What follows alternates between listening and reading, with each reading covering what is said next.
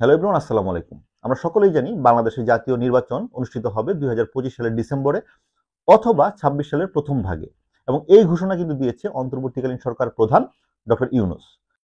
কিন্তু এর মাঝে বিএনপি থেকে ফখরুল ইসলাম আলমগীর এই জাতীয় নির্বাচন ২০২৫ সালের মাঝামাঝি, মানে হচ্ছে জুলাই আগস্টে করার জন্য দাবি তুলেছেন।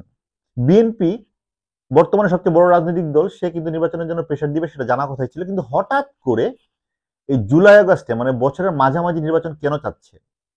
এর কারণ হচ্ছে বিএনপি চায় না যে স্থানীয় নির্বাচন এই জাতীয় নির্বাচনের আগে হোক। এখন প্রশ্ন হচ্ছে, স্থানীয় নির্বাচন আগে হলে সমস্যাটা কোথায়? বিএনপি কেন ভেটো দিচ্ছে?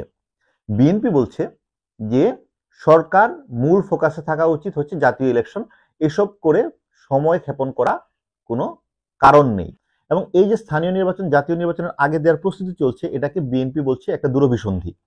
কিন্তু এই যে বিএনপির এই নির্বাচন নিয়ে এত তাড়াহুড়া, এত বাড়াবাড়ি, তার কি কি কারণ থাকতে পারে সেটা আমি আমার টেক দিচ্ছি। বিএনপি চায় স্থানীয় নির্বাচন জাতীয় নির্বাচনের পরে হোক, একটা রাজনৈতিক সরকারের আন্ডারে হোক।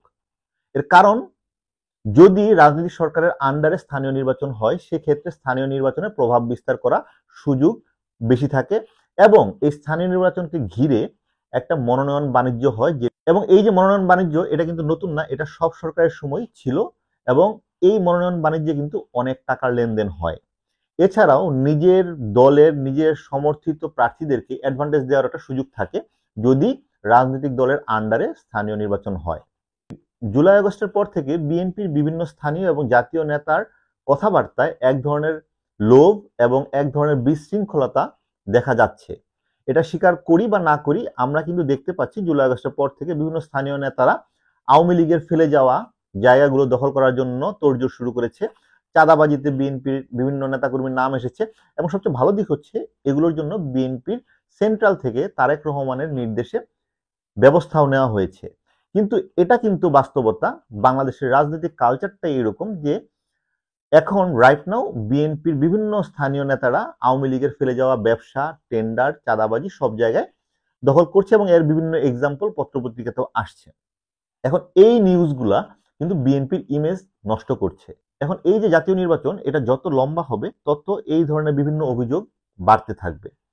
তার জন্য বিএনপি চায় যে দ্রুততম সময়ের ভিতর নির্বাচন হয়ে যাক, যাতে তাদের ইমেজ কম নষ্ট হয়। ভারত বাংলাদেশের প্রতিবেশী এবং অবশ্যই একটা প্রভাবশালী দেশ। বাংলাদেশের রাজনীতি থেকে শুরু করে অর্থনীতিতে সব জায়গায় তাদের প্রভাব রয়েছে। এখন ভারত থেকে রিসেন্টলি বেশ কিছু প্রভাবশালী ব্যক্তি কিন্তু বলেছে বাংলাদেশে তারা দ্রুততম সময়ের ভিতরে রাজনৈতিক সরকার দেখতে চায়, মানে দ্রুততম সময়ের ভিতরে নির্বাচন চায়। এর কারণ হচ্ছে তারা ইউনূসের সাথে কমফোর্টেবল না। ইউনূস যেভাবে খুব কড়া কড়া জবাব দেয়, সেটার সাথে তারা কমফোর্টেবল না। তারা ইউনূসের উপর চাপ প্রয়োগ করতে পারছে না। এটা রাজনৈতিক দল হলে তাদের উপর চাপ প্রয়োগ করতে পারে। আবার বিএনপি থেকে এটা একটা অ্যাডভান্টেজ যে বিএনপি ভাবছে যে ভারতও যেহেতু চায়, ভারতের চাপের সাথে তাদের চাওয়া মিলে গেলে এই সরকার চাপে পড়বে এবং দ্রুততম সময়ের ভিতর নির্বাচন দিবে, এবং সেক্ষেত্রে বিএনপির হাতে একটা অপশন থাকে যে ভারতের সাথে, ভারতের চাওয়ার সাথে মিলে যাওয়ায় ভারতের সাথে কথাবার্তা এবং ভবিষ্যৎ রাজনীতির যে সম্পর্ক সেটাকে এগিয়ে নিয়ে যাওয়ার। ৪ নম্বর কারণ হচ্ছে ছাত্রদের রাজনৈতিক দল। বেশ কিছুদিন ধরে শোনা যাচ্ছে ছাত্ররা রাজনৈতিক দল গঠন করতে চায়, গঠন করতে যাচ্ছে, এমন গুঞ্জন কিন্তু মিডিয়া পাড়ায় এবং রাজনৈতিক যে এলাকা সেখানে রয়েছে। এবং এই ছাত্রদের রাজনৈতিক দল গঠন করা কিন্তু বর্তমানে বিএনপির জন্য সবচেয়ে বড় থ্রেট এবং চ্যালেঞ্জ। বিকজ আওয়ামী লীগ এখন রাইট নাও বিএনপির জন্য বড় চ্যালেঞ্জ না, কিন্তু ছাত্ররা এই জুলাই আগস্টের অভ্যুত্থানের পরে ছাত্ররা যদি কোনো রাজনৈতিক দল গঠন করে, তাহলে তারা কিন্তু কিছু সমর্থন পাবে। যদিও সে সমর্থন বিএনপিকে ক্ষমতায় যাওয়া থেকে আটকাতে পারবে না, কিন্তু এই ছাত্ররা যদি রাজনৈতিক দল গঠন করে, তাহলে টিপিক্যাল বা ট্রেডিশনাল যারা 20, 30, 50 বছর ধরে যারা রাজনীতি করছে, বিএনপি, আওয়ামী লীগ, জামাত, জাতীয় পার্টি, তাদের জন্য কিন্তু এই ছাত্ররা হয়ে উঠবে একটা বিস্ফোরা। বিকজ এই ছাত্ররা, এই জেন জি, তারা কিন্তু সংসদে দাঁড়িয়ে বিভিন্ন রকম প্রশ্নের মুখে ফেলবে এই পরবর্তী সরকারকে। কোনো রকম দুর্নীতি করতে গেলে তারা প্রশ্ন করবে, আওয়াজ তুলবে। সেটা কিন্তু এই প্রথাগত রাজনীতি যারা করে, বিএনপি, আওয়ামী লীগ, জাতীয় পার্টি, তাদের জন্য কিন্তু একটা বড় সমস্যার কারণ হয়ে যাবে, এবং তারা কিন্তু বারবার প্রশ্নের সম্মুখীন হবে।